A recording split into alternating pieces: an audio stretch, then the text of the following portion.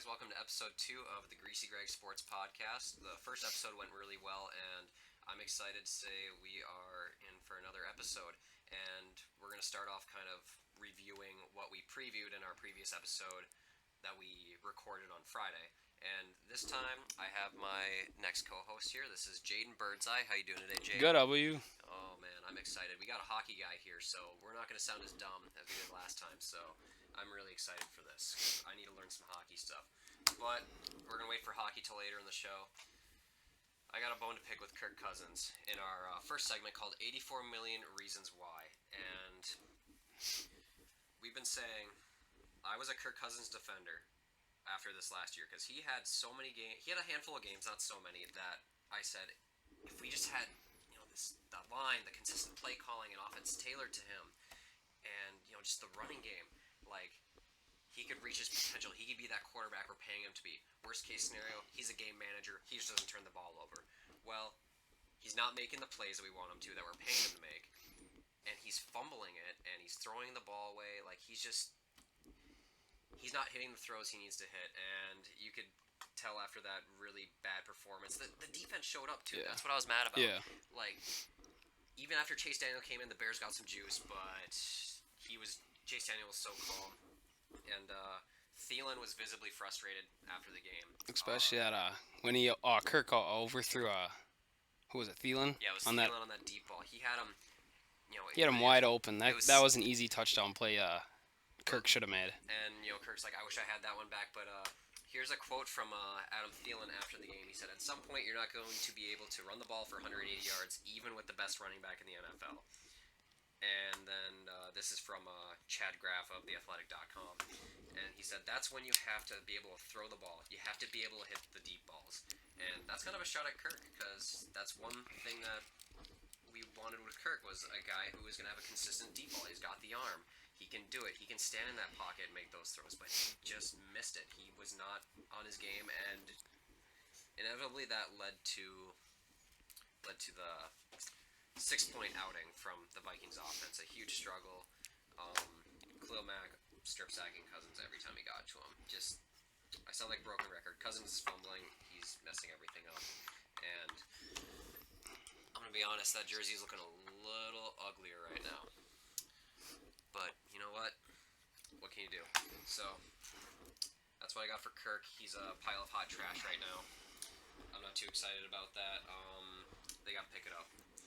And then now we're going to go back into the rest of the NFL, because I'm sure that's what you guys want to hear. So, I was definitely off on some of my games. The first one that stood out to me was the Titans and Falcons game. Now, how about Marcus Mariota? Marcus Mariota came out strong that game. I kept saying he's inconsistent, he has a great game, and then he has a bad game. And I thought this was going to be one on the road in Atlanta against a desperate Falcons team. Falcons just didn't show up. The Falcons just didn't show up in their own home stadium, and, I mean, Marcus Mariota, he had over 300 yards that game. He looked like what they drafted him to be. Oh, no, I'm wrong on that. He had 227 and 3 touchdowns, a very efficient game, and, with your running back getting 100 yards on the dot, that's going to help out your young quarterback a lot. Mariota came in with an objective, and he made it happen. He got in there, got a win. It was 24-10. The Falcons are 1-3 right now. Like, I'm shocked. I'm very shocked about that one. So, another game I think we should talk about, the Redskins, how they started Haskins. I think they brought him in. Yeah. I think they brought him in. They did bring him in? Yep, because Case was 6 of 11 for 37 yards. And then that's when they decided, let's put in Dwayne Haskins. And one thing I want to point out to a lot of you football fans, and I've been in this boat before too, your team gets a bridge quarterback like a Case Keenum, or even like an Alex Smith, who's a higher-end bridge, like what he was for Mahomes, and in a sense now Haskins. You get so upset when the bridge guy doesn't make those great plays, and you call for the rookie to come in because of his potential and that first-round pick. And he comes in and he lays a goose egg in front of everybody. And he goes 9 for 17 with 107 yards. Yeah. No touchdowns, 3 interceptions. He has more games played than touchdowns thrown. That is true. It's early, but I think they started. I think they brought him in too soon. They brought him in. They should have gave him more time. And Jay Gruden kept saying he's not ready. He's not ready. The fan base and the rest of the world wanted to see Haskins. Look what that gets you, a 24-3 thumping. Especially against the Giants team who on defense is just not a great defense in general. No, they're not consistent. All they really have is Jabril Peppers. They have Jabril Peppers. I keep forgetting. He had an interception for a touchdown as well. Yeah, no, that's the thing. You have these young guys that'll show up and everything, and a little Landon Collins revenge game too. Yeah. Landon Collins on the Redskins. There's a little bit of bad blood there. I just wish these teams are better. These games would mean so much more, but Giants get the win. Dan Jones. Not exactly Danny Dimes. He didn't play terrible, but with those 2 picks though. Yeah, with those 2 picks, he didn't help me out in fantasy. Should have started Carson Wentz, but you know what? I'm human. I'm wrong a lot, and that's the beauty of sports. Who wants to be right every time in sports? That doesn't make them fun. I love being wrong. It makes it way better. All right, so now what we got up next on the slate here. So we already did the Eagles-Packers review on our first show. That was really interesting. Our next game is going to be Chiefs-Lions. Patrick Mahomes' first game in a dome as a pro. I think at first he struggled, but after a while at first he came in a little nervous. I won't lie. I feel like with that the Lions do have a good defense this year. That's one thing that they haven't had in a while is an actual good defensive line. They put a lot of pressure. Yeah, they puts pressure. They brought pressure on Patrick Mahomes, which caused him to force some things he probably wouldn't have liked to make throws, especially. He made some decisions that he probably usually wouldn't make. In the end, his final stat line was 24-42 for 315. No touchdowns, no picks. He didn't have those big mistakes. He didn't have the big plays like he usually does. But that's the beauty of a guy like Patrick Mahomes is if he's not making the big plays like he usually is, he's probably not going to make those mistakes that other young quarterbacks are going to do. And as 2 fans of NFC North team, Jayden, you being a Packer fan and Chase being a Viking fan, is there any worry there as the Lions really played phenomenal against Kansas City? Personally, as a Vikings fan, and we've had Detroit's number over the last decade or so, but the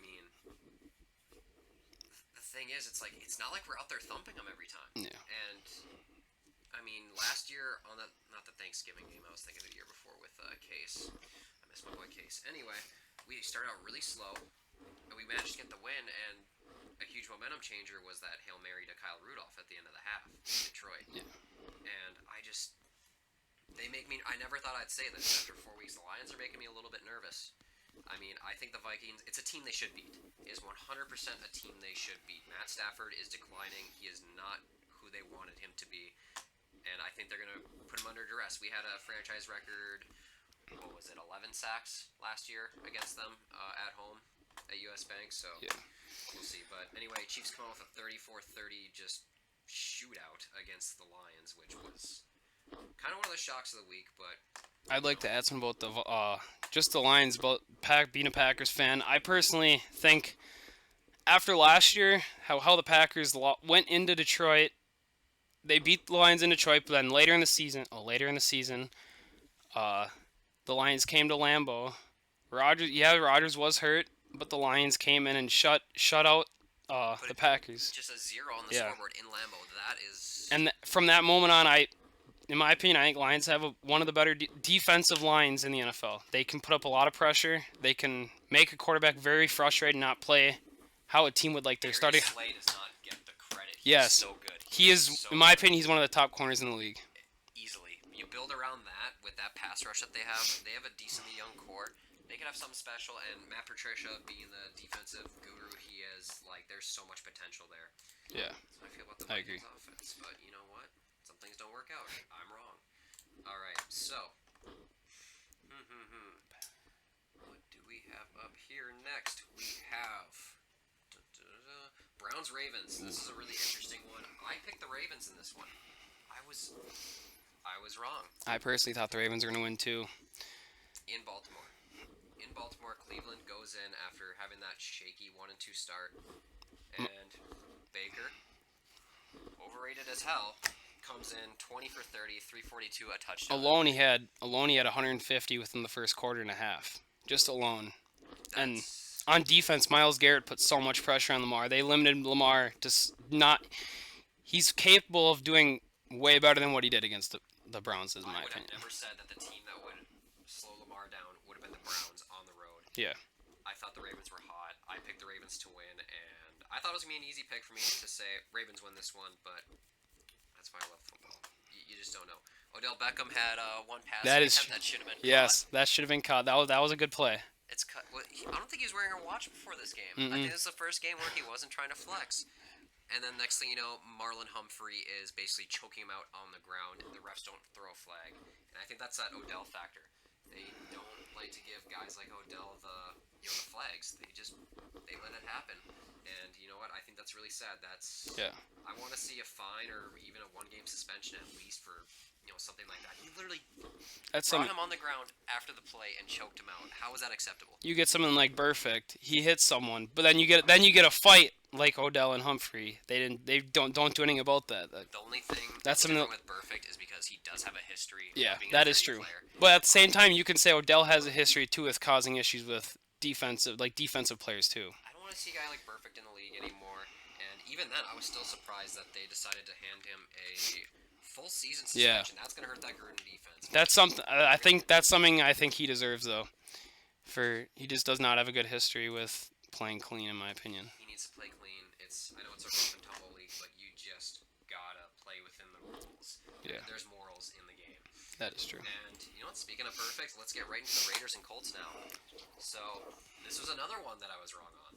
I said the Colts were going to get it at home. I was probably sitting here thinking, oh, the Raiders got crapped on by the Vikings. There's no way they can come back and go into Indy and beat the Colts.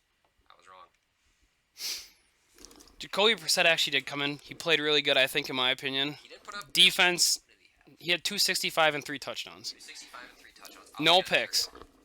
That's no picks. All you can really ask for from a guy in a situation like that where the starting franchise generational talent QB retires 2 weeks before the season. Yeah. And that's like I said in the last show. Frank Wright did not want to get rid of Jacoby Brissett. That's one thing he told the front office. One thing I will say about the Colts before the season, knowing Andrew Luck, before he even made the decision to leave the NFL, Colts were one of my favorite teams actually out of the AFC. I will not lie. Not to win it all, just to make an impact and go deep in the playoffs. Yeah, they were definitely one of my dark horse teams too. If you saw them in the AFC Championship game in January, I would have said I'm not surprised. Yeah. It's just certain dominoes got to fall into certain spots. And then their defense is actually somewhat stepping up this year too. Yep, Malik Hooker, great young safety. Darius Leonard is easily a first-team All-Pro. Darren Waller, kind of continuing where he left off in a sense. He slowed down a little bit after his 14-reception game against the Vikings. He had 7 for 53. Not a huge game, but he was still the leading receiver on the Raiders team. Tyrell Williams, only receiver in the NFL that has had a touchdown in all 4 games this year. Really? Yeah. I don't know that. That's something I saw this morning, and that surprised me. But I mean, he has been stepping into that role as a solid number 1 receiver for Oakland, and they come out with a 31-24 victory on the road in Lucas Oil Stadium. Man, this is one that I was really looking forward to. This next one I'm going to talk about. Battle of the undefeated AFC East teams. We got the Patriots going into Buffalo, and it was a grind. And I will say, I think if Josh Allen stayed healthy, I think the Bills would have pulled that off. It's all I wanted. All I wanted to see was Josh Allen go in there and just stick it to Tom Brady and the Pats. Mm-hmm. It's just, I was so, I had that game on when I was at Josh Allen could have made a big statement in that division that day. That game. Barkley he couldn't move that offense. They held the Patriots to 16 points, and you've been seeing what they're doing to everybody this year. Granted, they haven't played super strong teams so far in the year, but they looked just dormant compared to what they have been. But when you're a defense and you hold Tom Brady to under 200 yards in a total game, that's a sign that that's a game you have to win. That's a game you have to win. 18 of 39. He was under 50% completion percentage, 150 yards and a pick. That looks like a Matt Barkley playing from behind game, but that was actually. Is this the season where Brady starts declining? I would have said no.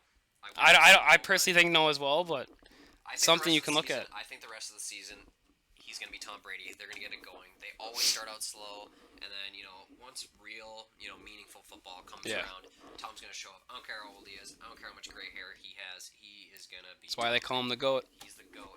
He is the GOAT. Sony Michel, he actually got more carries this week.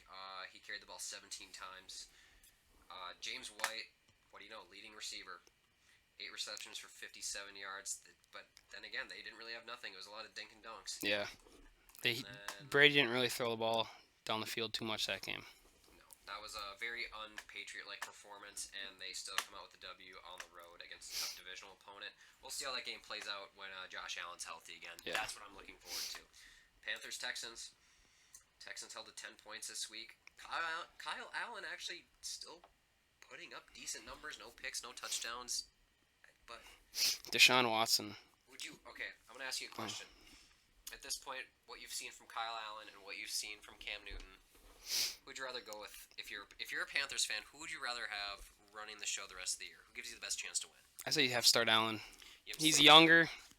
He's younger. I mean, that's in the course of an NFL season. It's more potential. That can be detrimental, but getting him that playing time could be very useful. And Cam's just injury prone now. He gets banged up. Yeah. And as a coach, do you ever, at any point of the season, start wondering what about Will Greer?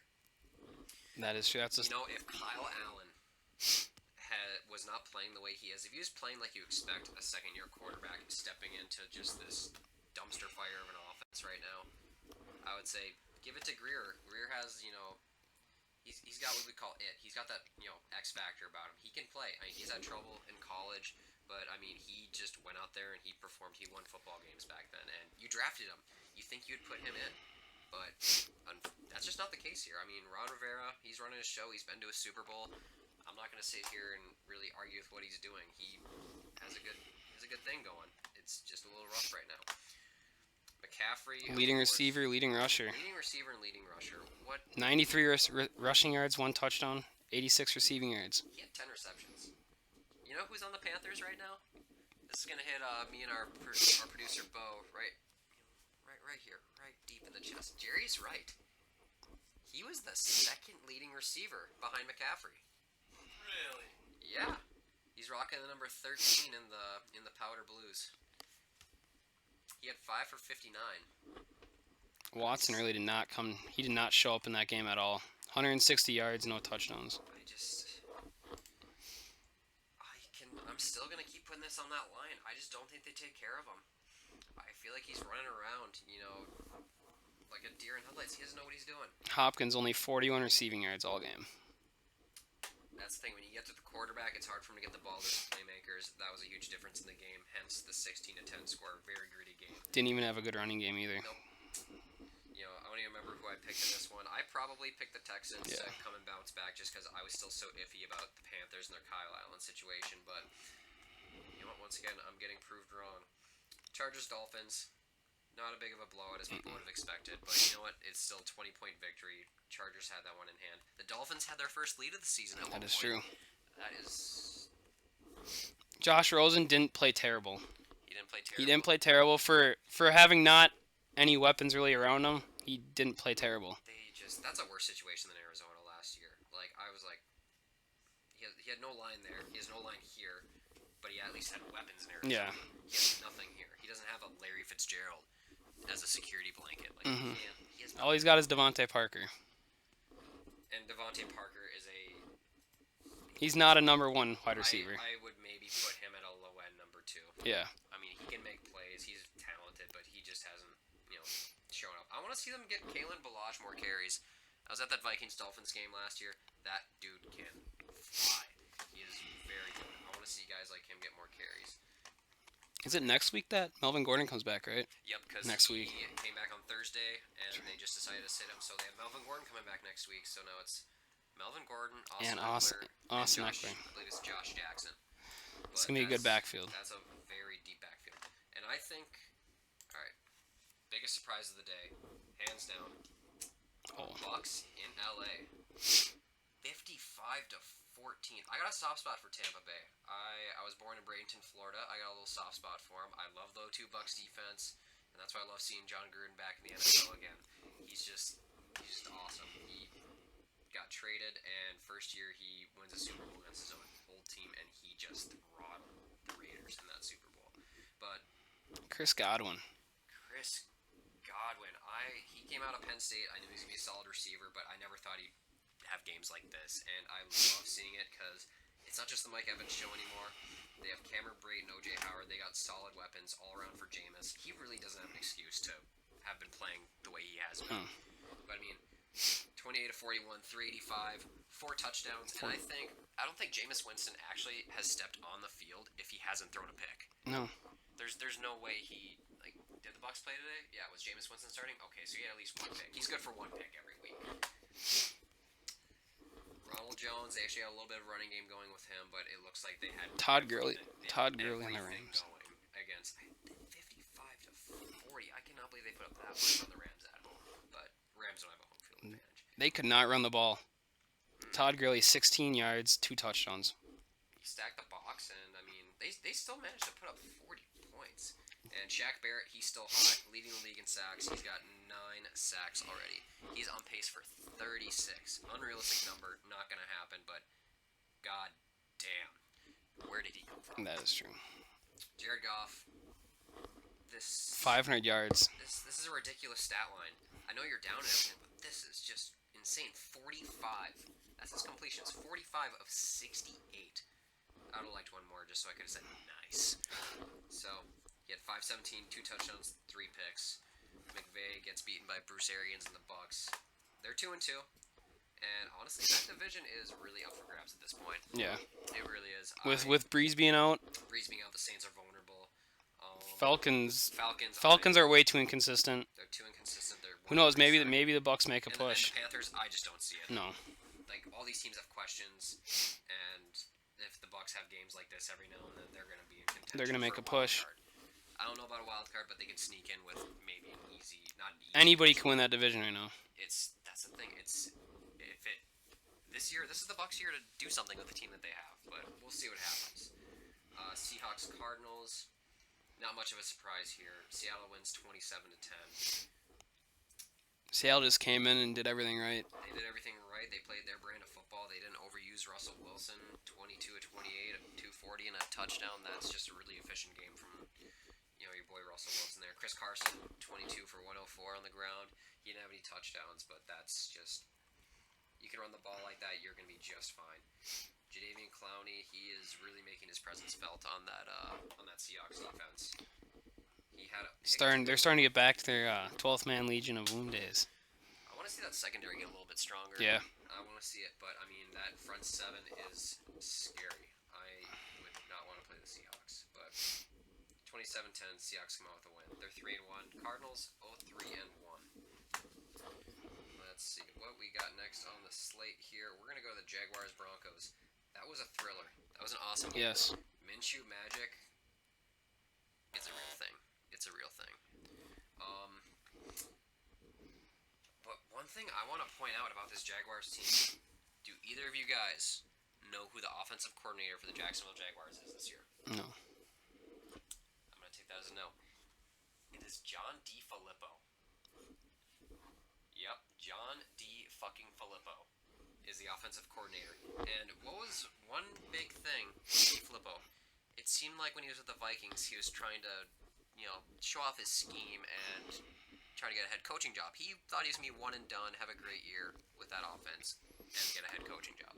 But now, he wouldn't run the ball. That was his big thing. He wouldn't run the ball. He wouldn't stick with it.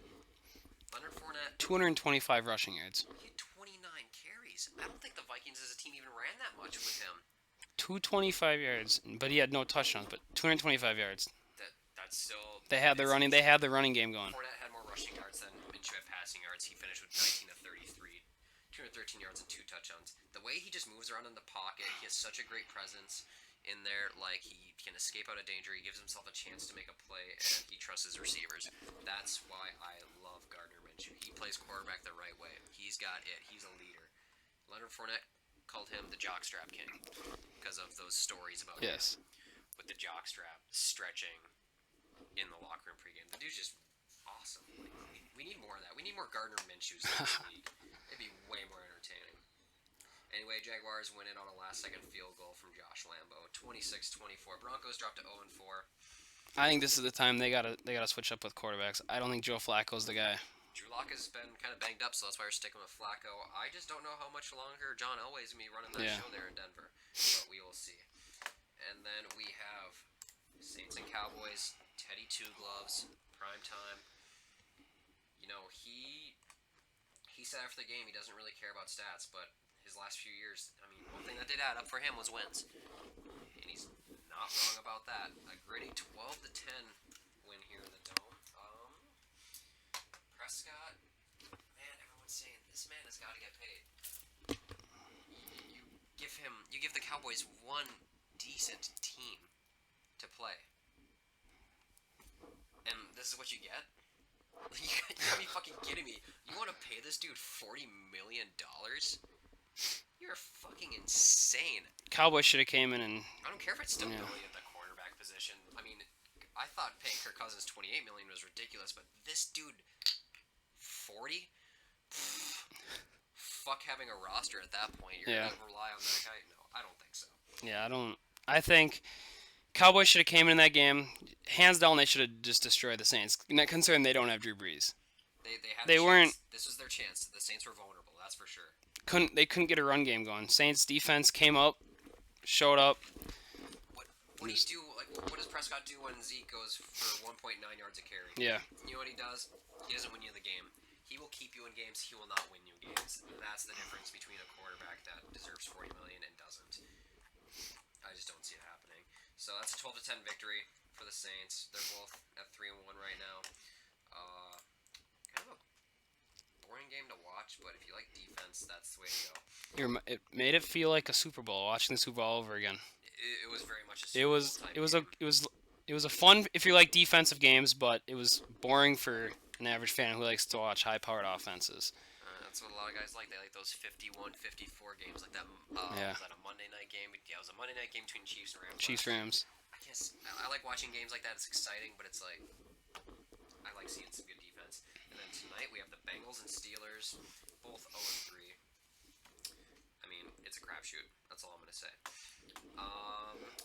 Next up, we have the MLB Wildcard coming up.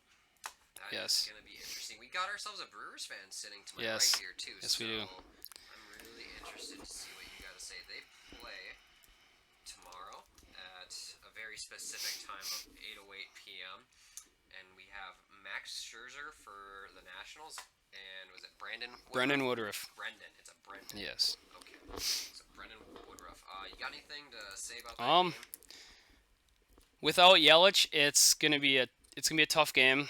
Yelich, they do depend on him, but at the same time, they are coming into the playoffs as arguably the hottest team in baseball right now. Even without Yelich, what are they? They're like 12-2 or 14-2 without Yelich. That's that's just showing they have how much depth they have just as a team in general. Their offense, their hitting depth, their lineup. Sorry, their lineup. They have guys who can hit good. They guys who have a lot of power in the bat. But they got consistency. I mean, that's the thing with baseball is, you know, if you got that depth, because not everyone plays every single day. Yeah. And like the issue with the Twins is they don't have a good bullpen. That's their Achilles heel. That's one thing with the Brewers. Brewers bullpen, they arguably had the best closer in baseball, but lately their bullpen has just been shit in the bed. Yeah, a little inconsistency. Brandon Woodruff, he's got 11-3 record, a 3.62 ERA, and 143 strikeouts. This, you know, on paper, from someone who doesn't watch a ton of baseball, this almost looks a little lopsided here because Scherzer's, I mean, he's 11-7. He's pitched more games, but 2.92 ERA and 243 strikeouts. Scherzer's one of those guys who can come up clutch when you absolutely need him, especially in a one-game scenario like this. Scherzer's the guy that you want on the mound if you're the Nationals. It's win or go home. This isn't a 7-game series, and that's a really fun element of baseball is when you get to those wild card games, you don't get to play for tomorrow. And then our next game, we have the Rays and the A's. Let's see.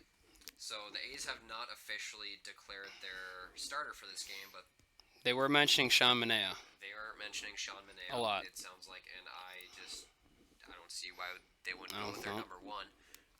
Charlie Morton, he's starting for the Rays. 3.05 ERA with 240 strikeouts, 16-6 record.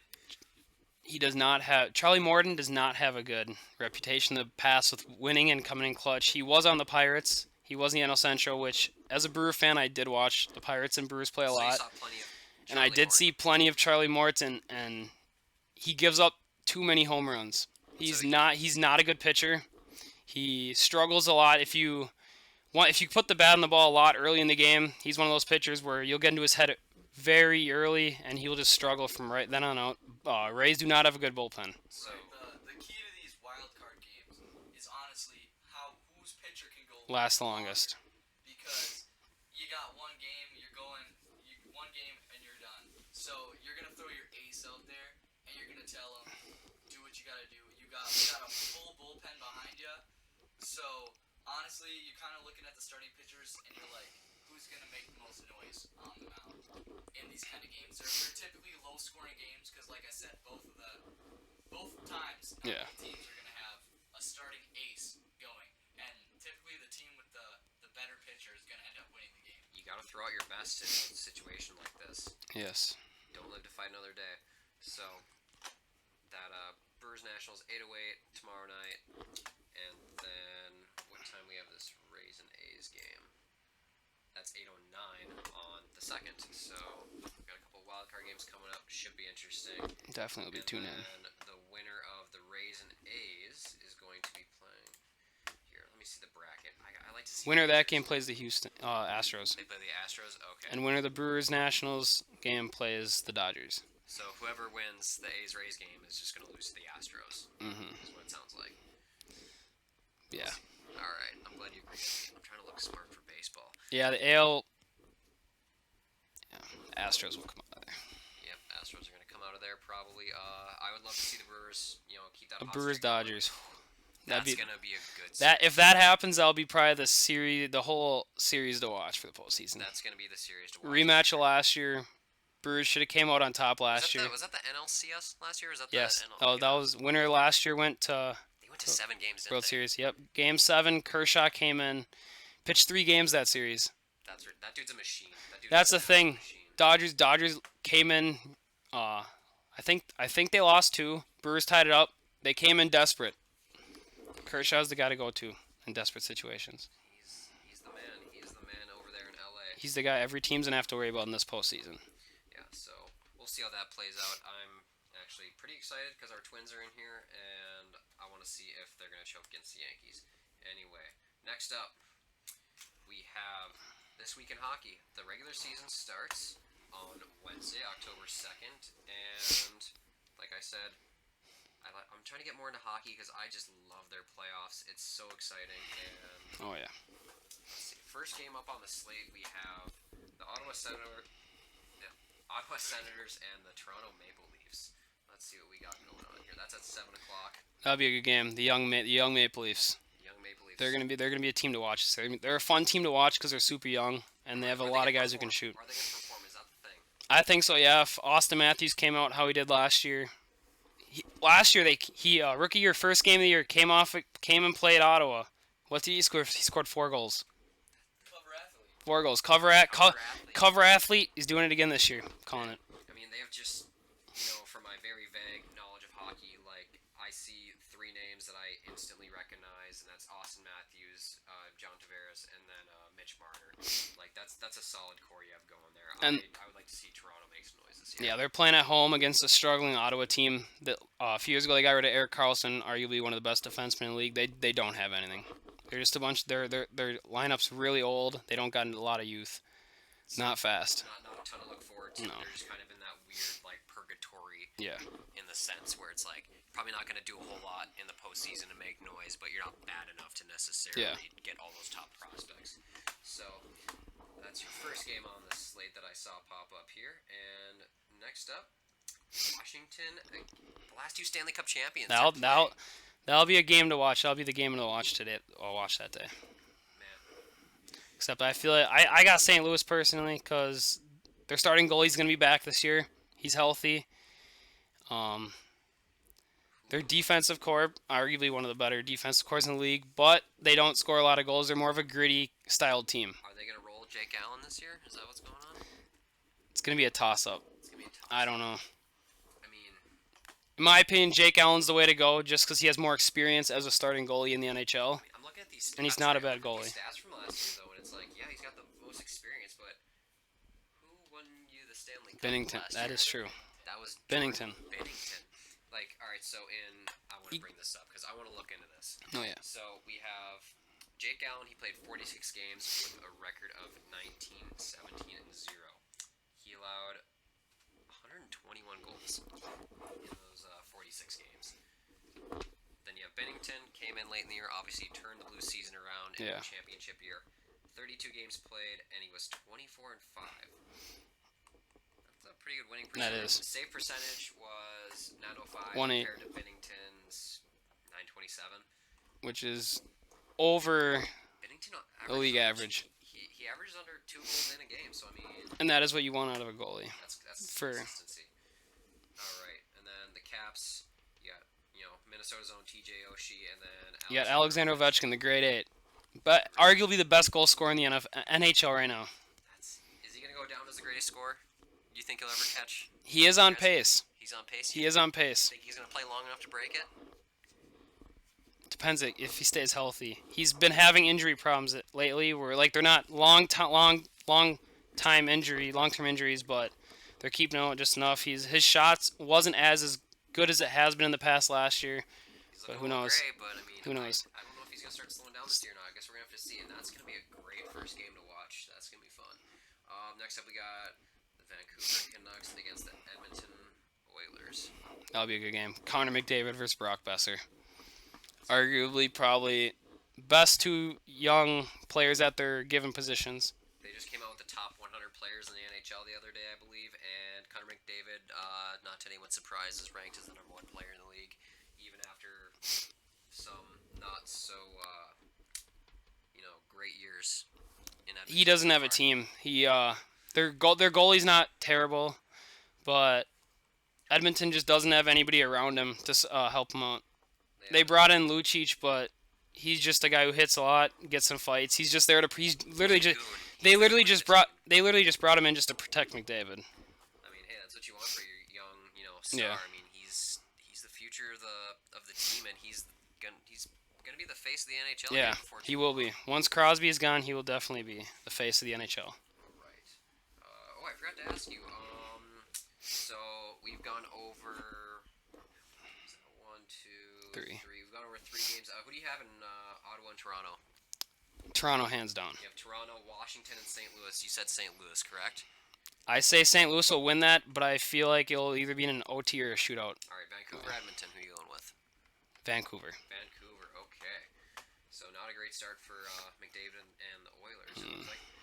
Then we got a couple of my dark horse. I wouldn't say San dark Jose. horse. A couple of my picks to come out of the West for the Stanley Cup this year. For my preseason picks, we got the Sharks and the Golden Knights. Golden Knights did just pick up in free agency Max Pacioretty. That's a big plus for them. He's known for his goal scoring, but San Jose, it's San Jose. They got That crazy. It's gonna be a crazy game knowing that That's gonna be in the back of everyone's mind. It's a new season, but last year's playoffs. That's gonna be fun. But I think Vegas will pull it out. Pacioretty. Vegas has got a nice little home ice advantage. I mean, they basically have In Vegas. That's gonna be fun. I mean, as long as they don't have Imagine Dragons play again, I think they're fine. All right, so then we're moving on to the October 3rd games. This is gonna be Thursday. We got the Florida Panthers against the Tampa Bay Lightning, who I picked to come out of the East and represent them in the Stanley Cup. I'm not great at giving picks, but this is one where I'm going to say I'm going to pick the Lightning. Oh yeah, Tampa will destroy Florida. Especially it is at home. Stamkos and their whole team has something to prove this year. That last year they have something to prove to their fan base this year after what they did. To prove to the entire league. Yeah. Yes. All right, so we think Tampa is going to come out that one a winner, and then we have Oh, producer Bowden, we have your Winnipeg Jets. Winnipeg! We have your Winnipeg Jets, led by Scheifele, going against the Rangers. What's your take on this one? Winnipeg's going to come out with full force. They're going to come out with a lot of speed, a lot of grit. With Dustin Byfuglien, arguably one of the best hitters in the league, he comes out with a lot of grit. They come out with a lot of firepower every game in and game out. Rangers are just a struggling team. Henrik Lundqvist, their goalie, he's 38, 39 now, I think. He's in the downslide of his career. I don't think Rangers have a chance in this game. All right. See, I like having a guy that knows hockey because this is a fun segment. Like, this is what I want. Just let you know there's genius on his chest right now. Is there? Oh, I like that. I can't wait to see that. All right. So next up on our slate of games, we got the Buffalo Sabres against the Pittsburgh Penguins. I'm gonna go out on a limb here and say the Penguins are gonna come out with this one. That's gonna be a fun game to watch.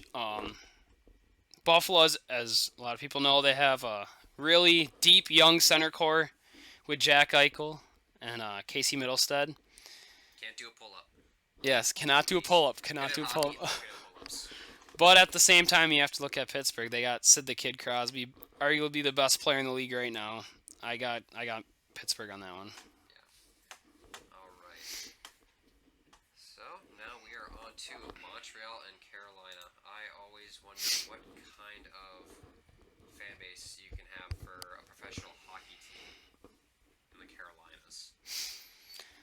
But they have a hockey team. Yes. Towards the Hurricane.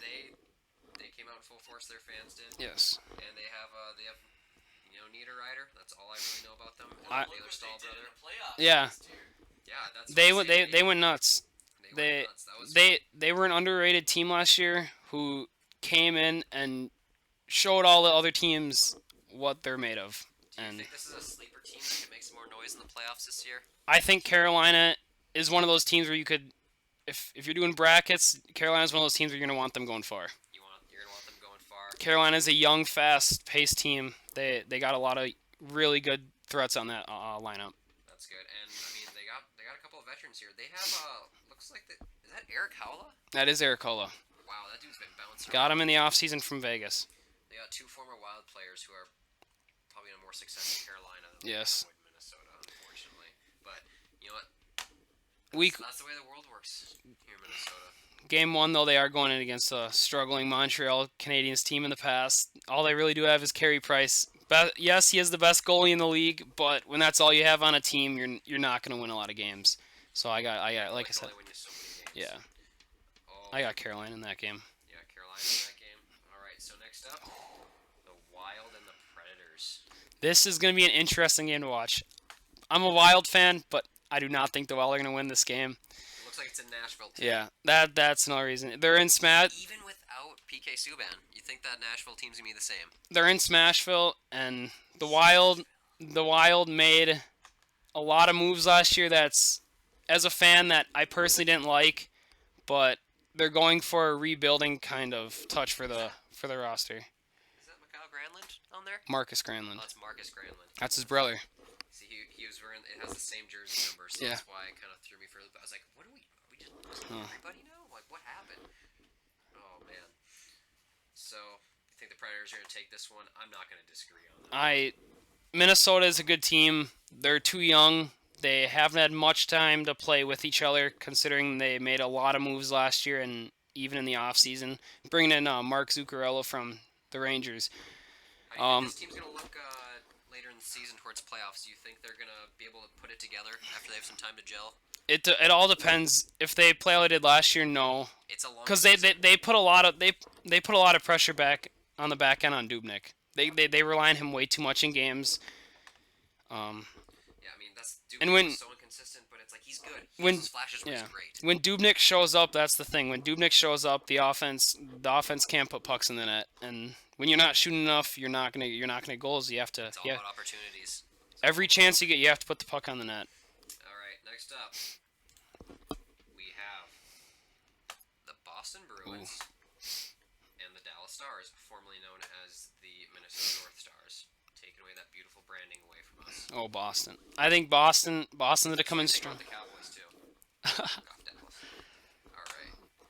Now, who's coming out in this one, Jayden? Boston. They got a good young forward, actually, from Minnesota.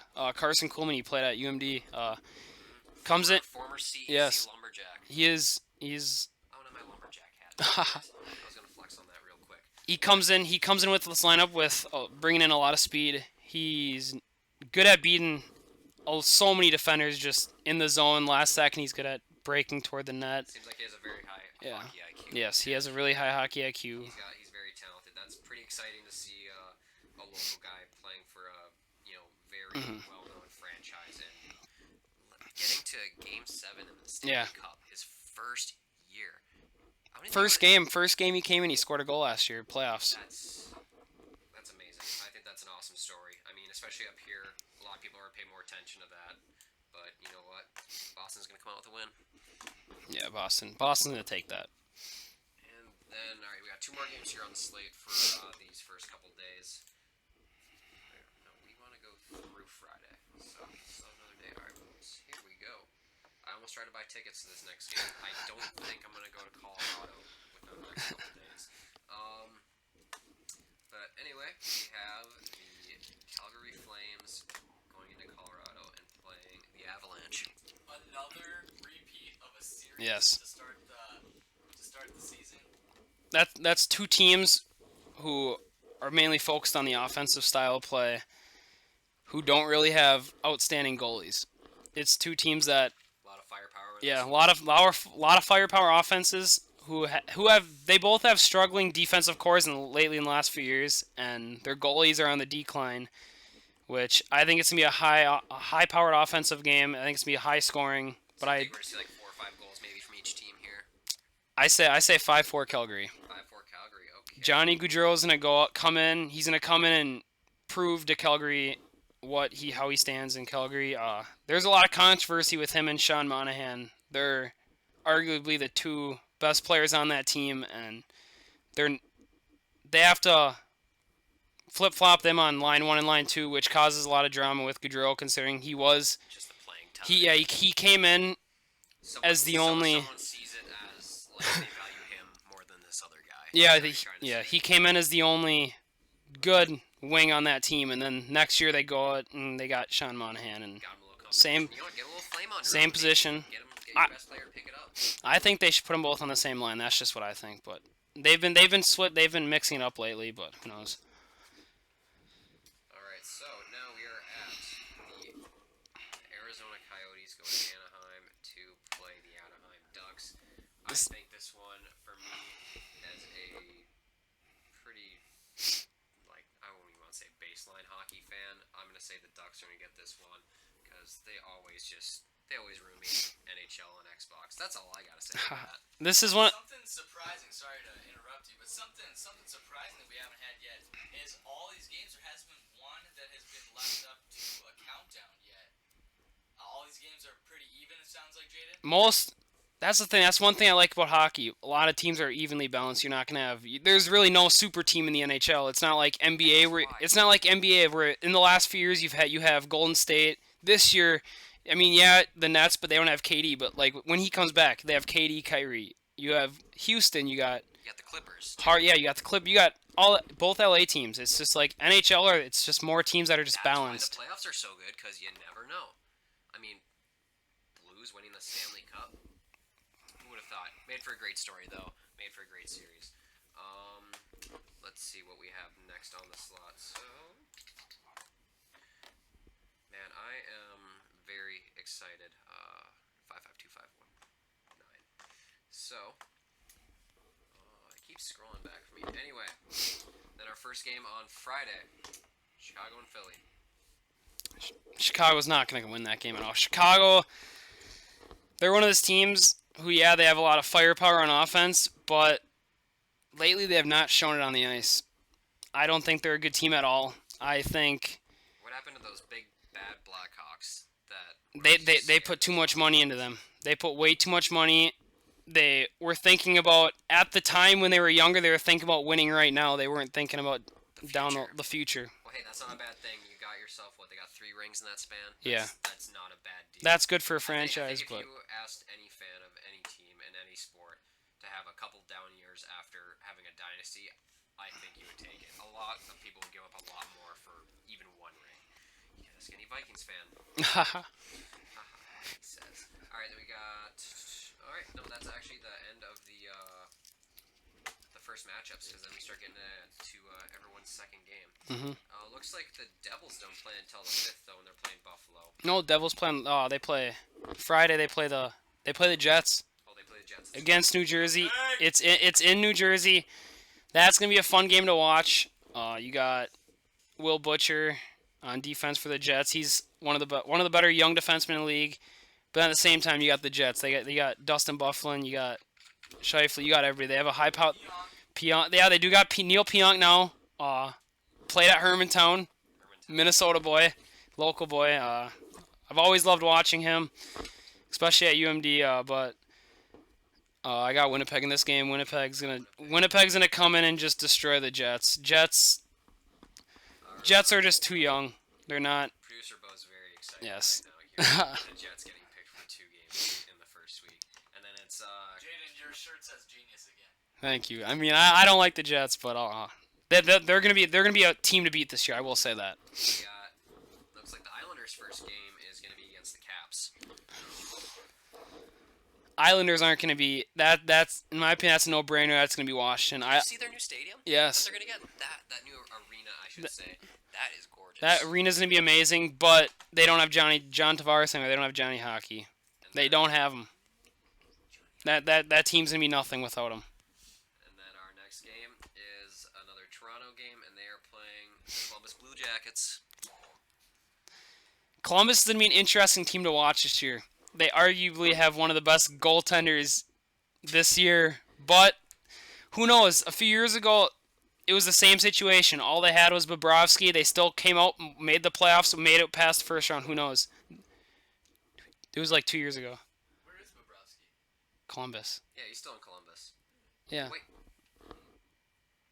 Wait, is Wait he? a minute, no. I'm looking at the roster here. I'm not seeing a... Bobrovsky's not there. Oh, I know for a fact. That's right. Remember That's that right. That's breaking right. That's news right. that probably happened That's a right. long time ago that I did not see that. I did not see that. It sounds like it's coming back to our hockey expert Yes. over here. I but, totally. this is new I stadium. do recall actually. Yeah, I did completely forgot about So the does your Bobrovsky take on- transition. Does your take on the Blue Jackets change for this game? Then? Yes, Blue Jackets are not going to be anything special this year. All right, there you go. Blue Jackets are going to be one of the worst teams in the league. Alright, that's sad. I liked seeing that Columbus home crowd. They love their Blue Jackets. That was really fun to watch. Hey, at least Edmonton won't have to worry about getting another first round pick. They always get first round picks. They always blow it too. So I who think knows? that covers about every Yeah. team's first game and a couple teams' second game. So that was a really fun hockey segment there. I'm looking forward to more of those as I get more into this. To wrap it up, we have our Big Ten review, and unfortunately, our last video, it came out later on Saturday night, so our college football picks were a little late, but you know what? That doesn't mean we can't review them. I gotta look at the Big Ten, because there were some surprises. Many surprises, I'd say. There were some surprises, so Big Ten scores for this week. There we go. It was just...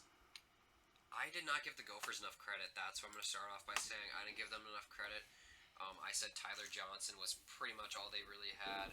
Zach Annexstad, he came in, he played one hell of a game. That's really odd to see good quarterback play from the Gophers. He looks really competent. I'm going to definitely be watching this team very closely. They came out with a 38-31 victory against the Purdue Boilermakers. And then I think one that really surprised me was that Wisconsin-Northwestern Oh, yeah. game. I was saying Wisconsin's going to go up. Yeah. They're going to go in there and they're just going to wipe the floor with them, and it was the defense that really saved them. Jonathan Taylor, not a huge factor like he usually is. That's going to hurt the Heisman campaign a little bit. You're at home against a 1-2 Big Ten team. That's not going to look good, but I think they're going to bounce back.